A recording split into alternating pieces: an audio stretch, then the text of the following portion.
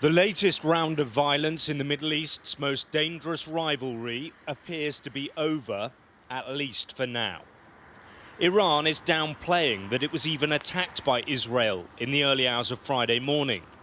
The implication being that if it didn't really happen, they don't need to respond. What happened last night was not a strike. But did any other country tell you something was happening and they were going to invade your airspace and attack possibly one of your bases? Two or three, they're like more like toys that our children play with, not drones. It was not worth telling us before it happened. In Israel too, there's been an official silence about the attack on Isfahan, which appears to have been limited, designed to send a warning rather than do serious damage.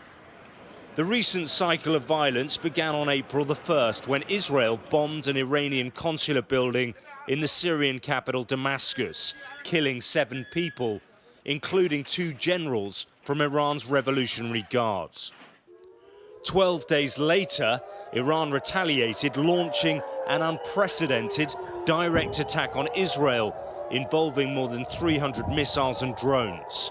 Nearly all were intercepted by Israeli and US forces, assisted by the RAF.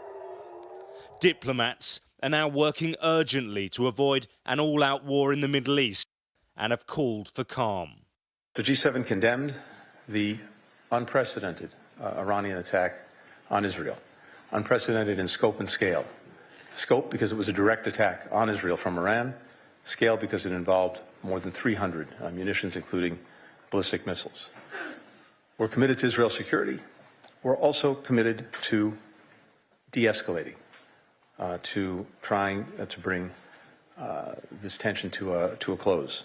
What we are seeing appears to be de-escalation of a sort, but there are still significant tensions.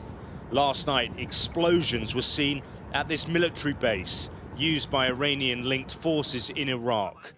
The US says reports that they carried out the airstrike are not true, and it's not yet clear who was responsible.